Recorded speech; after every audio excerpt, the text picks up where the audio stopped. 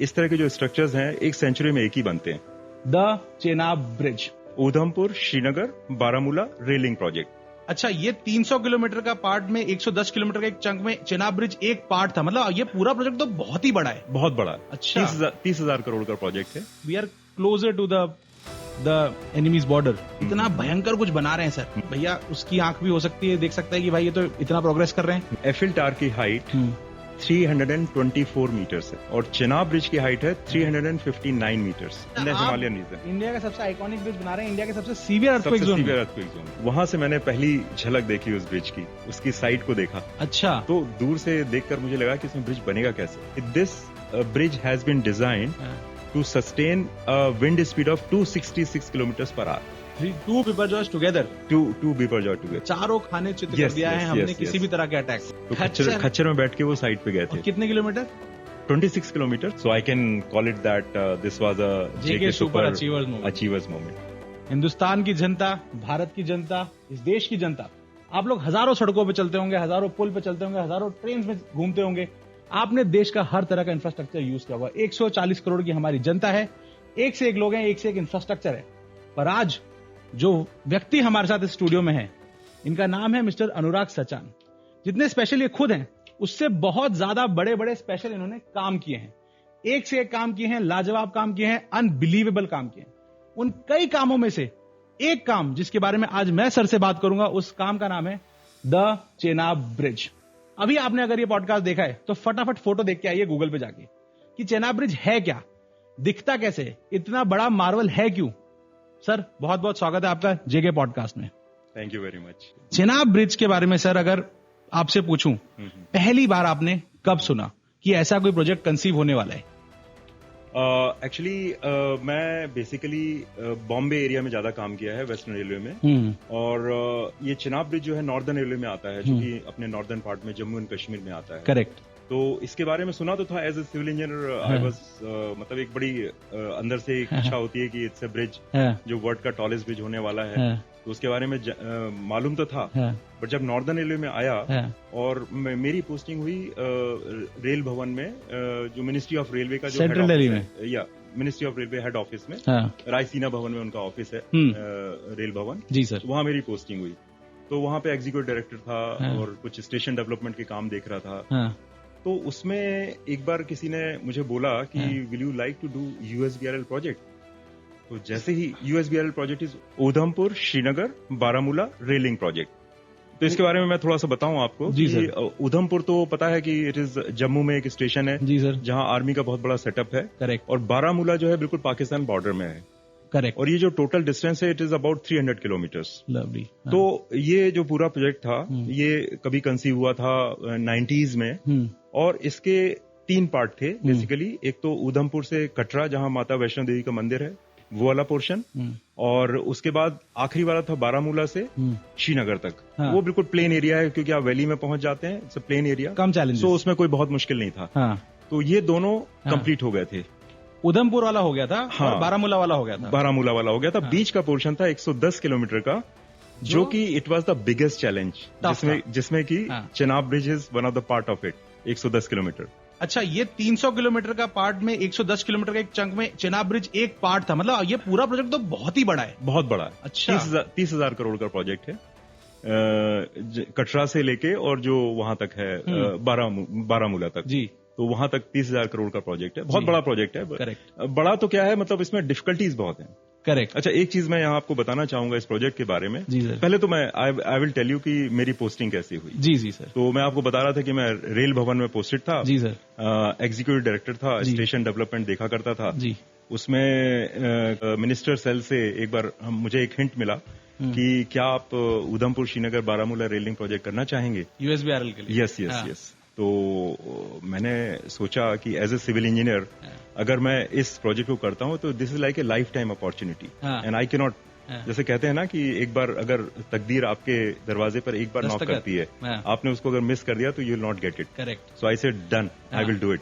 कितनी भी डिफिकल्टीज आएंगी, मुझे कहीं भी पोस्टिंग होगी, कहीं भी रहना पड़ेगा, I will do this project. मतलब between a life in Delhi, central Delhi and a life in Jammu and Kashmir, आपने चुना कि ये मैं टफ टेरेन में जाके इस बड़े प्रोजेक्ट को करूंगा। सर इसीलिए तो आप मेरे गेस्ट हैं सर, हाथ मिलाइए सर।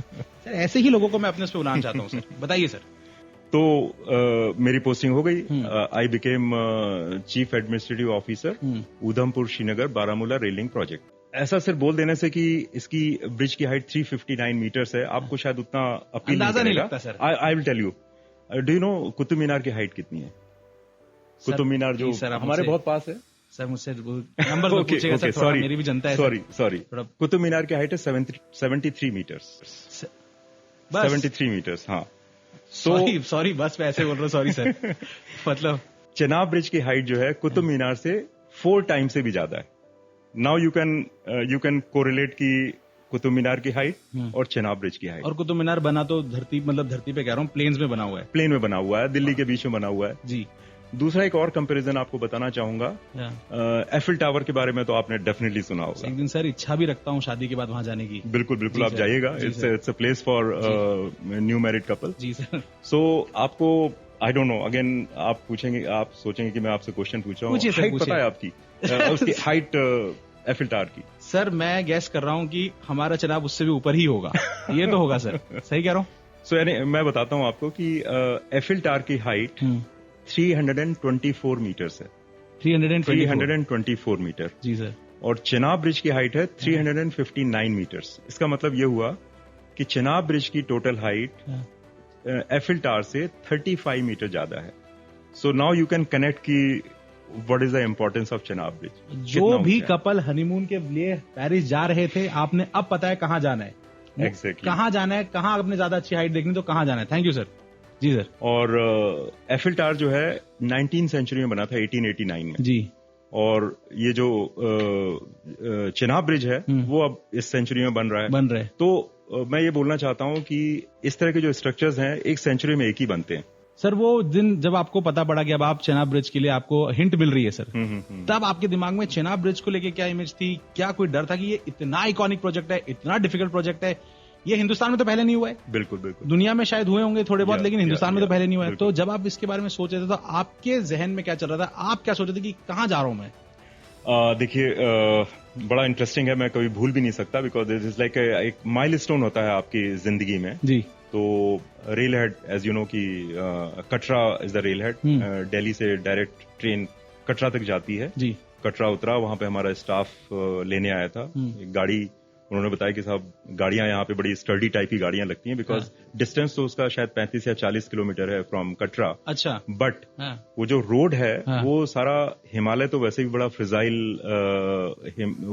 माउंटेन है। करेक्ट। उसमें बहुत सारे लैंडस्लाइड होते रहते हैं, रॉकफॉल होते रहते हैं। तो रोड जो है बिल्कुल पहाड़ों को काट काट के बनाया गया है।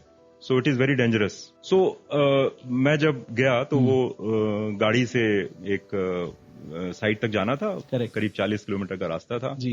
40 किलोमीटर का मतलब है जैसे आप बॉम्बे दिल्ली में जाते हैं 1 घंटे में पहुंच जाएंगे जी। It took almost 5 hours 40 kilometre cover करने में। 40 किलोमीटर कवर करने में 5 घंटे लगे। और उसका रीजन यह है कि बीच बीच में जो रोड था वहां पे इतने सारे कर्व थे और बीच बीच में कहीं से कुछ स्लाइड भी हो रहा था, कहीं पत्थर आ रहे थे, कहीं कुछ हो रहा था, समथिंग लाइक दैट।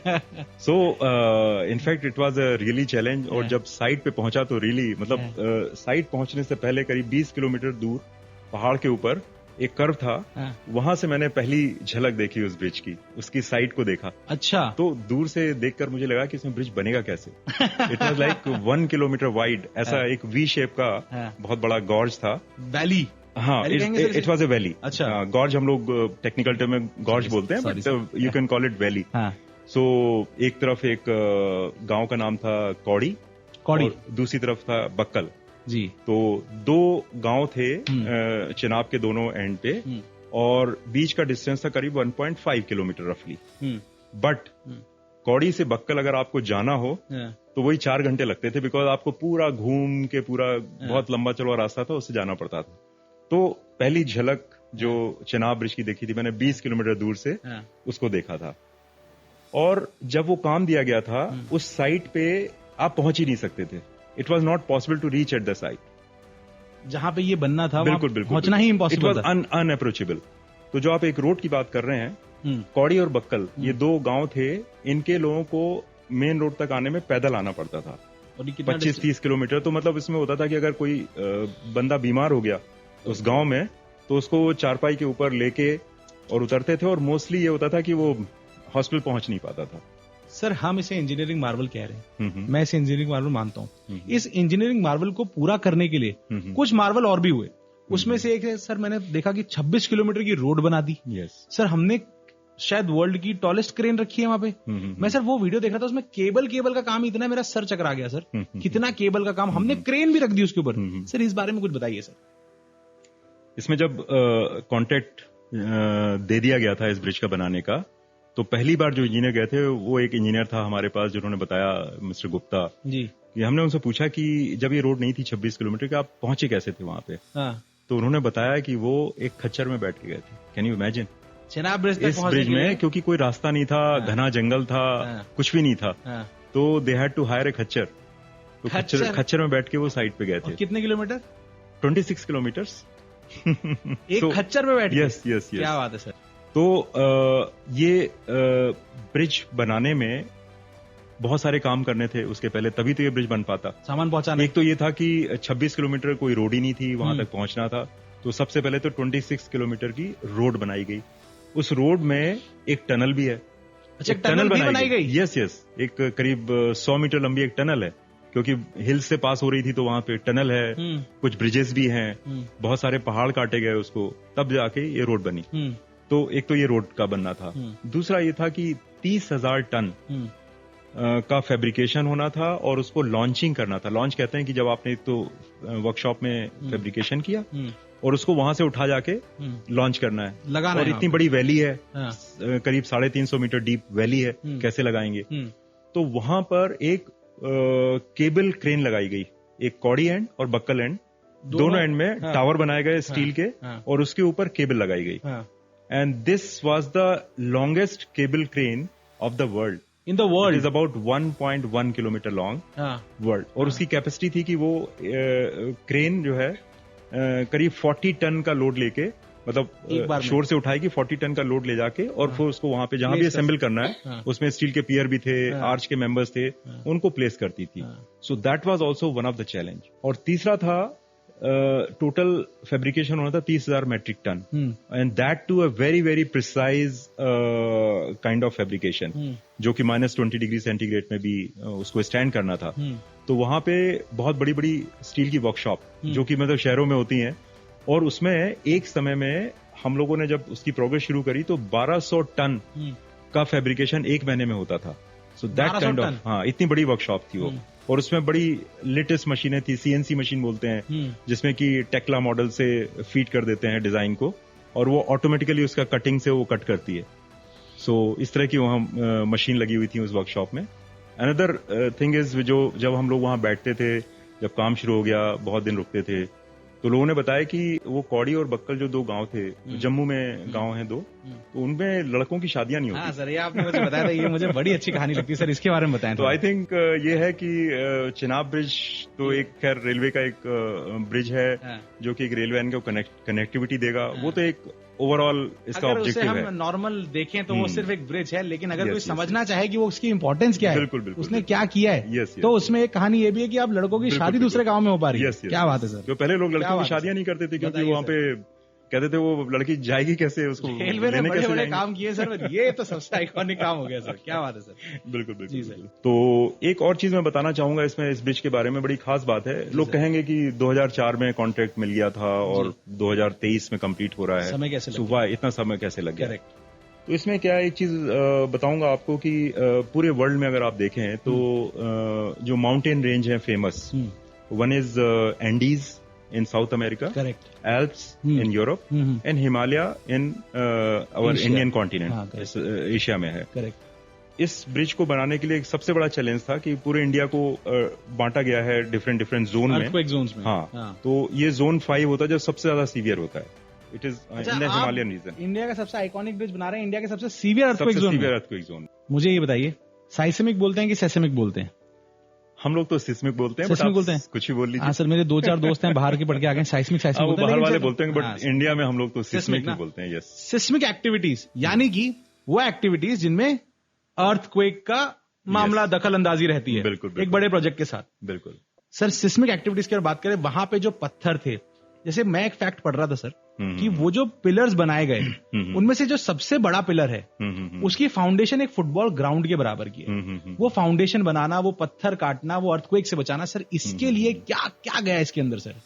देखिए, दो चीजें हैं। एक तो आपने बोला सिस्मिक में हमारा जोन 5 जो सबसे ज्यादा सीवियर इंडिया में है, करेक्ट, उस जोन में ये ब्रिज बना हुआ है। हाँ। और दूसरा फैक्टर था कि Himalaya is a very young mountain. So जो यंग माउंटेन होते हैं उसमें रॉक फ्रैक्चर्ड होती हैं, रॉक स्लाइड्स भी होते हैं। एक तो अर्थक्वेक और दूसरा फ्रैक्चर्ड रॉक्स। तो ये बहुत बड़ा चैलेंज था इस फ्रैक्चर्ड रॉक का मतलब समझो कि टूटे हुए पत्थर, बड़े पत्थर जो थोड़े क्रैक्ड हैं। बिल्कुल। अच्छा। उसमें क्रैक होते हैं, तो वो वैसे भी बहुत अनस्टेबल होते हैं। तो ये बहुत जरूरी थी कि अगर इतना बड़ा हम ब्रिज बना रहे हैं तो सबसे पहले तो सिस्मिक फोर्सेस का हम ध्यान रखें कि कैसे उसको हम टैकल करेंगे। और दूसरा कि जो हमारे फ्रैक्चर्ड रॉक्स हैं, क्योंकि इतना बड़ा वेट आने वाला है उस पे रॉक पे, तो इसको भी हमें स्टेबल करना पड़ेगा। तो इसके लिए ब्रिज बनाने से पहले हमको पूरा का पूरा जो इसकी फाउंडेशंस हैं उसका पूरा का पूरा रॉक स्टेबलाइजेशन करना पड़ा। और उसमें मैं आपको बताना चाहूंगा कि हमने ब्रिज का मेन जो आर्च है उसको शुरू करने से पहले जो उसकी फाउंडेशन में स्टेबलाइजेशन किया है, उसमें हमने 5 लाख सीमेंट बैग यूज करे हैं। 5 lakh cement bags. It just went into the grouting inside. ये ब्रिज में नहीं लगा है? ये ब्रिज में नहीं लगा, ये तो सिर्फ फाउंडेशन में लगा है। ये सिर्फ फाउंडेशन में। और इसके अलावा एक और चीज बता रहा हूं। जैसे कभी कोई फ्रैक्चर होता है तो कहते हैं रॉड लगा दी है। करेक्ट। तो यहाँ चूंकि हमारी सारी की सारी रॉक फ्रैक्चर थी जी, तो इसमें अंदर बहुत सारी रॉड लगाई गई हैं। रॉक्स में रॉड लगाई गई? रॉक्स के अंदर में रॉड लगा के उसको कहते हैं डिविडेक बार है या दूसरी तरह की बार्स होती हैं। उसको बार को अंदर डाल के पहले तो ड्रिल करते हैं, रॉक डालते हैं और उसके बाद उसकी ग्राउटिंग करते हैं। ये काम अगेन सीमेंट दो वैलीज में? दो वैलीज में फाउंडेशंस में, इनके फाउंडेशंस में। अच्छा। और जो वैली में कट किया दोनों तरफ, उसमें भी उसको स्टेबल करने के लिए। तो इसमें टोटल अगर लेंथ देखें उनकी, जितनी भी हमने डिविडेक बार्स और वो सब लगाई हैं, 120 kilometre is the total length of those bars. सिर्फ रॉड 120 किलोमीटर? रॉड 120 किलोमीटर अलग अलग वो ड्रिल करके। मतलब इसीलिए तो अब इस तरह के टेरिटरी में इस तरह के जो वहां की रॉक फॉर्मेशन थी उसमें ब्रिज बनाना इतना इजी नहीं था। सो this was one of the challenge कि आप पहले सारे के सारे हिमालय के जो फ्रैक्चर रॉक हैं उसको स्टेबल कीजिए और उसकी ग्राउटिंग करिए और उसके बाद फिर उसकी फाउंडेशन बनाइए। सो that was a very big challenge. और 5 लाख सीमेंट के bags? Yes, 5 lakh cement bag. Yes, 120 kilometre foundation को स्टेबल करने में लगी। ब्रिज में नहीं है ये सिर्फ जो उसकी नींव रखी गई है, फाउंडेशन में इतना लग चुका है। वाह। चलिए अब एक कदम आगे बढ़ते हैं। जी सर। ये तो हो गया कि हमने जो पहले स्लोप्स को काटा, जगह बनाई फाउंडेशन की, फिर फाउंडेशन को नीचे सारा स्टेबल किया जिसमें 5 लाख सीमेंट बैग लगे। उसके बाद फिर जो फाउंडेशंस हैं, जैसा आप बोल रहे थे कि उनकी फाउंडेशन का जो साइज था वो फुटबॉल ग्राउंड के बराबर था। उसकी हाइट, यस, जो एक आर्च है नेचुरली, इसकी दोनों तरफ फाउंडेशन, एक कॉडी एंड एक बक्कल एंड में, तो दोनों तरफ के जो फाउंडेशंस थे उनकी हाइट इटसेल्फ वाज 45 मीटर्स, इधर का और उधर का। और टोटल जो फुटबॉल साइज का ग्राउंड था उसकी कंक्रीटिंग में यू कैन इमेजिन कि कितना काम हुआ होगा। Total concreting involve was 60,000 cubic metres. This was the amount of concreting which is done in this project. कभी कभी सर मैं इमोशनल हो जाता हूँ। ये सोचता हूँ कि इंजीनियरिंग कहाँ पहुंच गई। हम दुनिया में घूम घूम के इंजीनियरिंग का मजाक उड़ा रहे हैं, जोक्स बन रहे हैं इंजीनियर्स के ऊपर। इंजीनियरिंग क्या कर रही है सर, हम इमेजिन ही नहीं कर सकते। मैं इमोशनल हो जाता हूँ सर ये चीजें सोच सोच के। बहुत गजब की चीज है सर। मैं एक रिसर्च के दौरान एक वीडियो देख रहा था। उस वीडियो के अंदर क्या हो रहा था सर, एक न्यूज रिपोर्टर था, फेयरली फिट इंसान, चेनाब ब्रिज के आसपास जाके वहां पे रिपोर्टिंग कर रहा था। जब वो रिपोर्टिंग कर रहा था sir, he was painting, he was breathing heavy, क्योंकि सांसें उसकी तेज चली थी। शायद ऑक्सीजन की कुछ कमी होती होगी वहां पे। सर ऐसी टफ कंडीशंस में आप मैन पावर, लेबर्स कैसे ऑपरेट कर रहे हैं वहां पे? देखिए, इसमें एक तो बहुत बड़ी चीज थी कि जैसे मैं अपनी बात करूं तो एक जो मोटिवेशन होता है कि आपका नाम इस चेनाब ब्रिज से जुड़ने वाला है जो कि वर्ल्ड का टॉलेस्ट ब्रिज होगा जी, तो that itself gives you a inner strength. तो शुरू में जब मैं गया था, यस यू आर राइट, कि उसके जो स्लोप्स थे उसमें चढ़ना, ब्रिज के ऊपर मेंबर्स के ऊपर चढ़ना, इट वाज वेरी डिफिकल्ट। कोई भी पेंट कर सकता है, कुछ लोग तो मना ही कर देते थे कि हम जा नहीं पाएंगे। But really hats off to those staff. Most of them were from Jammu and Kashmir itself. हम लोगों ने बहुत सारे लोकल लोगों को वहाँ पे एम्प्लॉय किया था. और in fact I remember some Afcons का एक बड़ा अच्छा सिस्टम था कि वो उसमें man of the month award रखते थे. अच्छा. तो वहाँ हमारी एक वर्कशॉप बनी थी, पूरी फैब्रिकेशन, स्टील फैब्रिकेशन की वर्कशॉप थी. एक NABL स्टैंडर्ड की लेबोरेटरी थी. तो उसमें कई बार जो मैन ऑफ द मंथ का अवार्ड होता था बेस्ट वेल्डर का, वो एक लोकल कश्मीरी बंदे को मिलता था. क्या बात है सर, क्या बात है. वो इतनी खुशी देती थी वो कि वो बंदा जहाँ की मतलब वो शादियां नहीं होती थी और वहां पे लोग जा नहीं पाते थे, बीमार आदमी हॉस्पिटल नहीं पहुंचता था, वो अवार्ड ले रहे हैं. सर अब मैं जो आपसे बात करने जा रहा हूँ वो बहुत ही इंपॉर्टेंट सेगमेंट है सर इसका. It's called JK super achievers moment.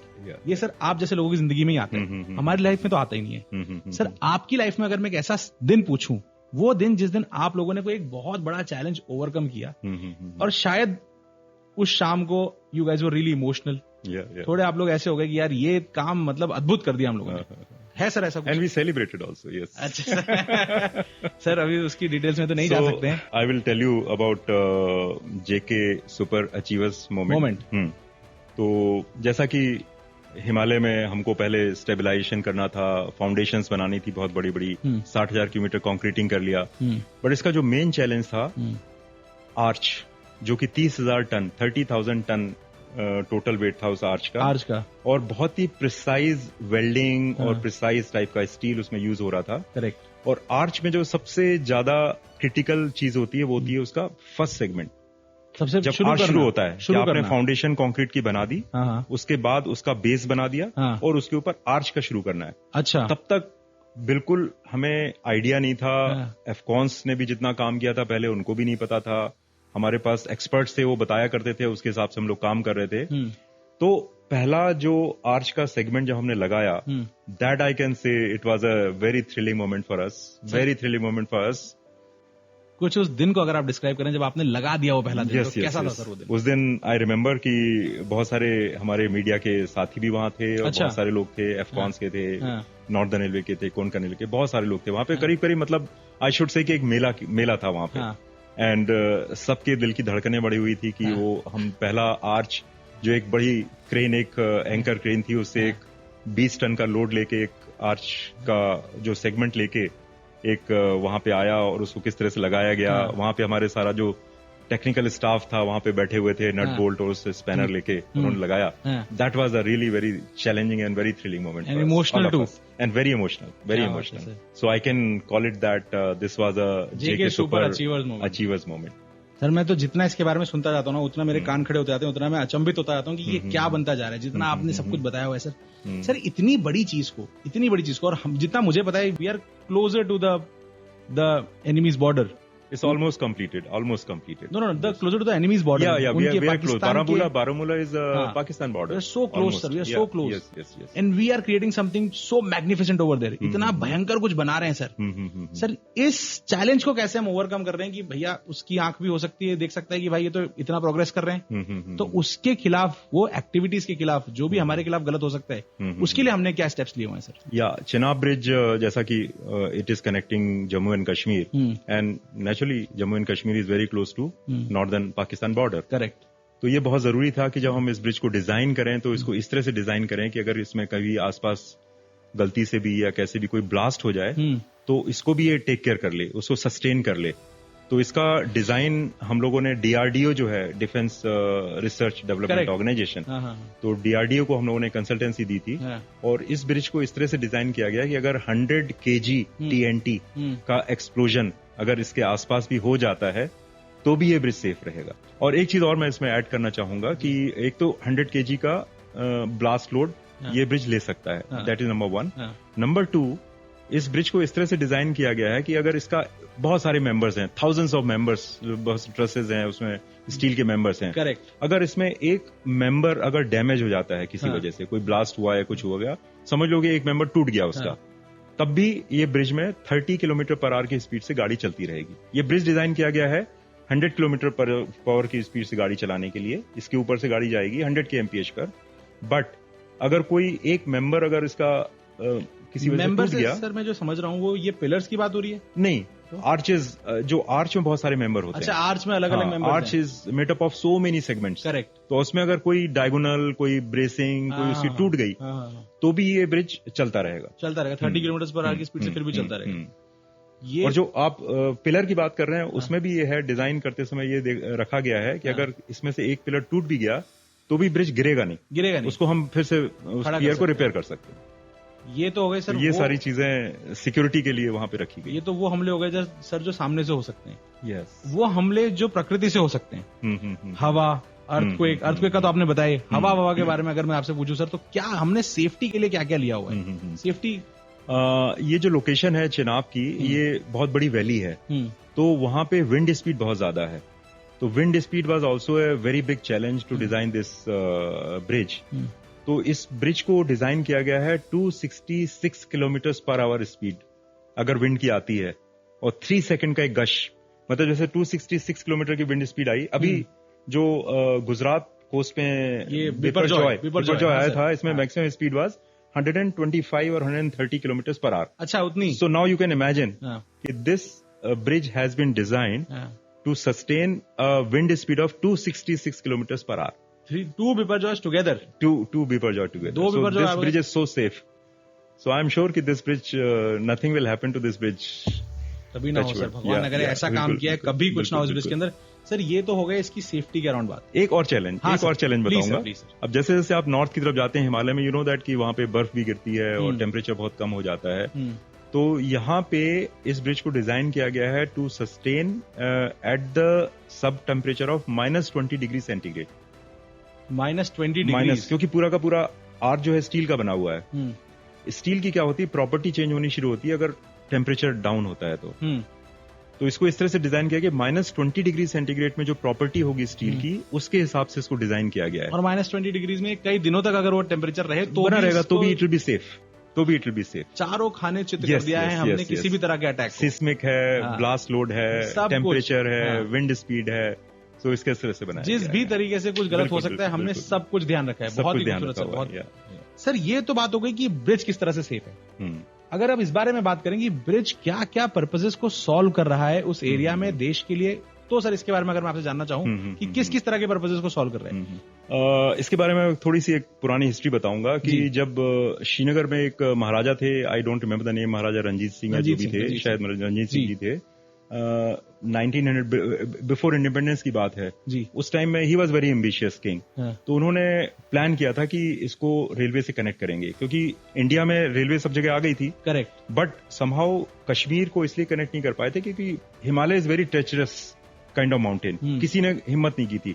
Even Britishers ने शिमला में रेलिंग बनाया, छोटी लाइन बनाई, गुवाहाटी साइड में, नॉर्थ ईस्ट में उन्होंने काफी सारी रेल बनाई, बट इसमें किसी ने वेंचर नहीं किया, सोचा ही नहीं किसी ने। तो इस वजह से क्या हुआ कि जो जम्मू कश्मीर वाला वैली वाला पार्ट है हमेशा थोड़ा सा डिस्कनेक्ट रहा। करेक्ट। जो रोड है, अगर बाय रोड आप जाते हैं तो जैसे ही बारिश शुरू होती है या स्नोफॉल शुरू होता है तो उसमें लैंडस्लाइड हो जाते हैं और रोड बंद हो जाती है। 15-15 दिनों के लिए रोड बंद रहता है। तो जो एप्पल की जो सप्लाई होती है या लोगों को आना होता है, सब वहां रुक जाते हैं। 15-15 दिन तक वहां पे रुके रहते हैं। देश से डिस्कनेक्टेड, टोटली डिस्कनेक्टेड। कोई और तरीका ही नहीं आने का यहाँ पे, from the valley to Jammu आना या देश में कहीं भी आना। ट्रक सारे खड़े रहते हैं, किलोमीटर लंबी लाइनें लग जाती हैं वहां पे। So this was the problem. So ये ब्रिज बन जाने के बाद में, और ये लाइन जो है पूरी तरह से जब कनेक्ट हो जाएगी फ्रॉम कटरा टू बारामूला तक, जो कि करीब करीब होने ही वाली है, तो जो ट्रेन है हमारी दिल्ली से हो या even I can say Kanyakumari से हो, कन्याकुमारी में आप बैठें, एक टिकट लें और सीधा you can reach up to the Srinagar over this bridge. तो दिस इज समथिंग, अगर आप जम्मू एंड कश्मीर के हिसाब से देखें तो वहां की टूरिज्म इंडस्ट्री, उसको बहुत बड़ा वो मिलेगा। देन वहां पे जो इंडस्ट्रीज लगेंगी उसका बहुत बड़ा फायदा होगा।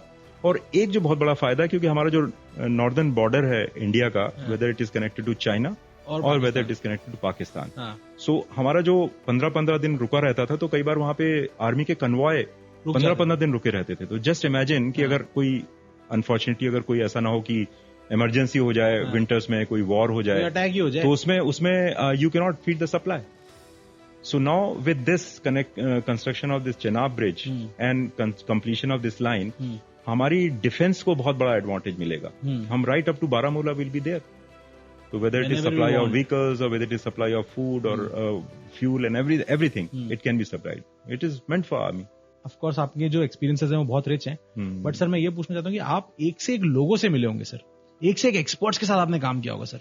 अगर जैसे अब मैं समझ रहा हूँ कि दुनिया की सबसे ऊंची केबल क्रेन को चलाने के लिए कोई एक्सपर्ट ही चाहिए होगा। Yes yes. फुटबॉल के साइज का फाउंडेशन बनाने के लिए कोई एक्सपर्ट ही चाहिए होगा। बिल्कुल सर, इन एक्सपर्ट्स के साथ आपका एक्सपीरियंस कैसा था, और अगर आप किसी के बारे में बताएं, कोई आपके जहन में आता हो कोई एक्सपर्ट की, आपको आप यार क्या बंदा था, इस बारे में कुछ बताएं। देखिए, अब नाम तो मुझे याद नहीं है, but there were experts from Austria, there were experts from England, there were experts from UK and from US. तो जब मैं चूंकि I was in charge of this project, तो मैं जब जाता था साइट में, तो सारा जब प्लान होता था कि ऑस्ट्रिया से कोई आ रहा है, यूके से कोई आ रहा है या दूसरी कंट्री से कोई आ रहा है, तो सारे लोग आते थे एंड वहाँ use to stay for 3-4 days at site. वहाँ रेस्ट हाउसेस थे हमारे, एंड दिन में सारा इंस्पेक्शन होता था, देन प्रेजेंटेशन होते थे, एंड जो भी डिसीजन लेने थे तो वहीं सारा हम लोग क्लोज करते थे। So I can tell you that जितना मैंने इंजीनियरिंग कॉलेजेस में पढ़ा वो तो कुछ भी नहीं था, जो मैंने काम करके सीखा, that I think there is no parallel to that. Sir, आप मुझे बता रहे थे जब मैं आपसे बात कर रहा था पहले भी, तो आपने मुझे बताया था कि आईआईटी के बच्चे भी यहाँ पे आए थे इसके बारे में स्टडी करने के लिए। सर, उसके बारे में बताएं, क्या था वो? जब हम लोग फाउंडेशन का काम कर रहे थे चिनाब ब्रिज के, जो कि मैंने बताया कि बहुत सारे फ्रैक्चर्ड रॉक थे, उनको रॉक काटा वहां पे, उसकी रॉक की स्ट्रेंथ कितनी आती है, तो आईआईटी दिल्ली के बहुत सारे स्टूडेंट जो पीएचडी कर रहे थे, जो पोस्ट ग्रेजुएशन करने थे, तो वो उनके professor, I remember name, professor Rao, जो जियो टेक्निकल के आईआईटी के प्रोफेसर हैं, एक्सपर्ट हैं, और उनके जो स्टूडेंट्स जो पोस्ट ग्रेजुएशन कर रहे थे, वो सारे स्टूडेंट आते थे वहां पे, कैंप करते थे, and they used to do there जो भी फील्ड के ट्रायल थे, स्ट्रेंथ निकालना उसका, वो सब वहां पे करते थे। सो आई डोंट नो कितनी सारी थीसिस चिनाब ब्रिज में लिखी गई होंगी जो कि हमारी यंगर जनरेशन को आगे चल के काम आएंगी, क्योंकि इस तरह के work, as you know that कि सेंचुरी में एक ही होता है। So if you miss this opportunity you will not get it. जो नए बच्चे हैं सर, जो नए बच्चे जो इंस्पायर हो रहे हैं, ये सब चीजें करना चाहते हैं, वो अगर चिनाब ब्रिज तक पहुंचना चाहे, उसके बारे में जानना चाहे, तो उन्हें कहाँ से ये इन्फॉर्मेशन मिल सकती है? ऑफ कोर्स मेरे पॉडकास्ट से मिल सकती है। मेरे पॉडकास्ट से आपको मैक्सिमम इन्फॉर्मेशन मिल जाएगी। इसे आप पूरा देखें और कमेंट करें। लेकिन उसके अलावा सर, अगर उनको कुछ करना है इस बारे में, तो क्या कर सकते हैं? देखिए, एक तो मैंने बताया कि जो आईआईटी हमारे काम से जुड़े हुए थे, इस ब्रिज से जुड़े हुए थे, तो बहुत सारे तो आईआईटी के जो बच्चे थे या प्रोफेसर थे, they are aware about this project, उन्होंने बहुत सारा काम किया है। देन बाद में जम्मू में भी एक आईआईटी बन गया है। सो आईआईटी जम्मू के साथ हमने एक एमओयू कर लिया था कि जो भी वहां पे टेस्टिंग होगी या जो भी उनको रिसर्च वर्क करना है वो हमारे प्रोजेक्ट में जाके कर सकते हैं। टनलिंग भी बहुत सारा काम था, तो उसमें वो लोग सब, तो IIT Delhi and IIT Jammu दोनों हमारे प्रोजेक्ट से जुड़े हुए थे। एक और चीज मैं बताना चाहूंगा थ्रू योर पॉडकास्ट कि इंडियन रेलवे ने एक यूनिवर्सिटी बना दी है। It's Indian railway university which is in Baroda. अच्छा, अपनी रेलवे की सिर्फ रेलवे पूरी यूनिवर्सिटी है। क्या बात है? इट डील्स विद पूरा रेलवे इंफ्रास्ट्रक्चर में, हर एक एंगल में, ट्रांसपोर्टेशन है या इंजीनियरिंग है, सब कुछ है।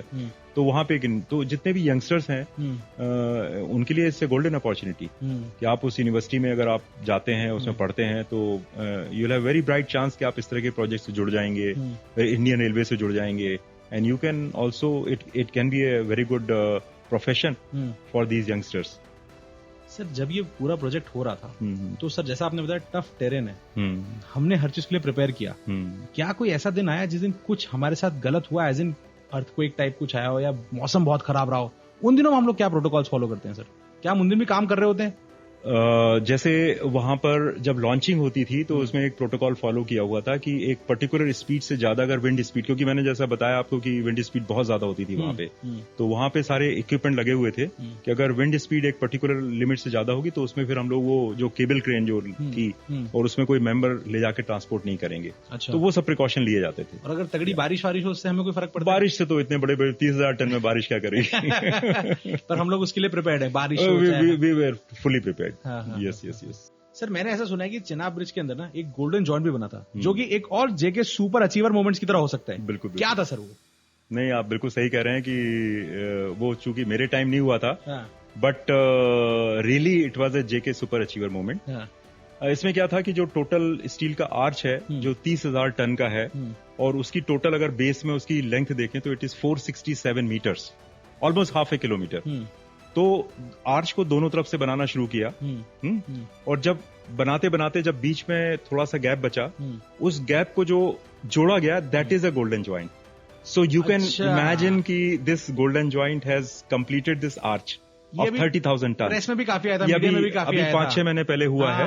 Yes, it was a very big event. It was covered by the media, it was covered by all the TV news channel, etc.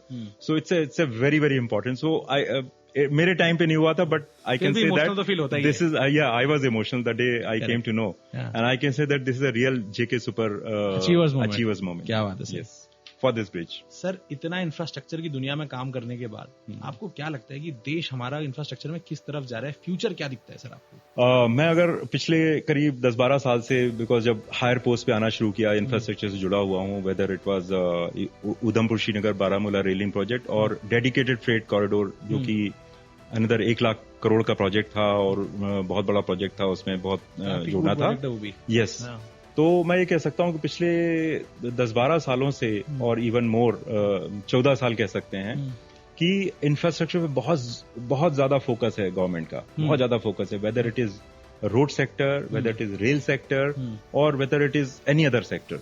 सो जिस तरह से इंडिया का इंफ्रास्ट्रक्चर बढ़ रहा है, आई एम श्योर कि it will take us a long way, and जो हमारे प्राइम मिनिस्टर कहते हैं कि हमारा our economy will be 5 trillion economy. Correct. So we are going in a right direction as far as infrastructure is concerned. Sir, और sir ये engineering कितनी बदल गई?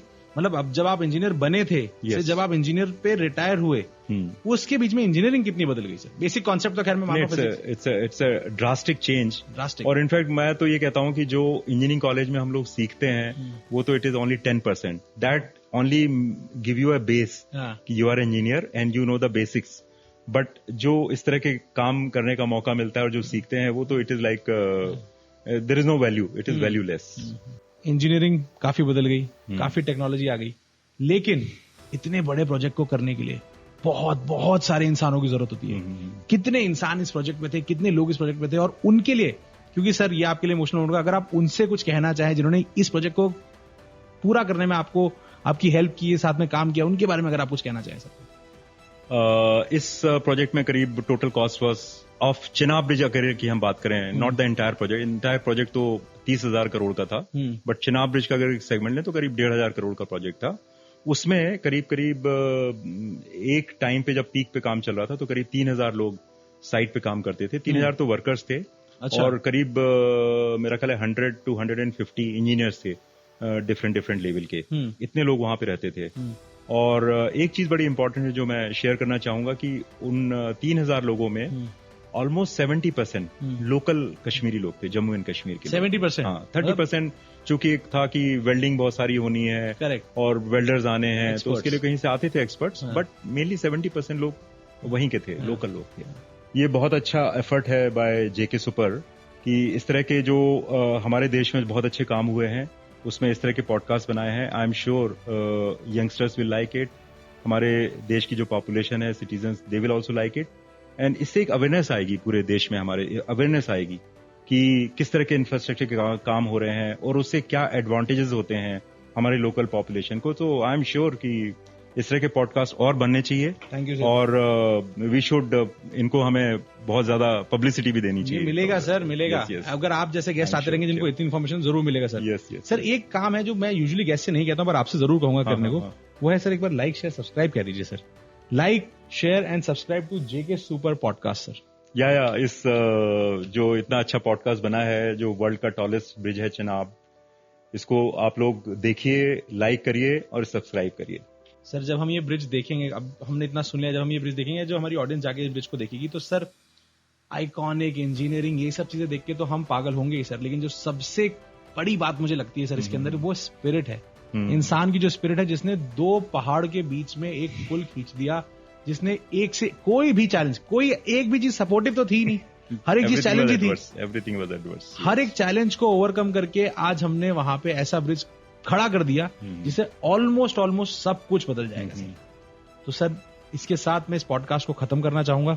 जेके सुपर पॉडकास्ट पे आपका बहुत बहुत स्वागत था सर, बहुत बहुत शुक्रिया आने के लिए, और सबसे ज्यादा शुक्रिया आपका, आपने देश को इतना आइकॉनिक प्रोजेक्ट दिया sir. Thank you so much sir, thank you so much for doing this with us. Thank you very much. It was a pleasure sir. Thank you very much. Thank you sir. Thank you.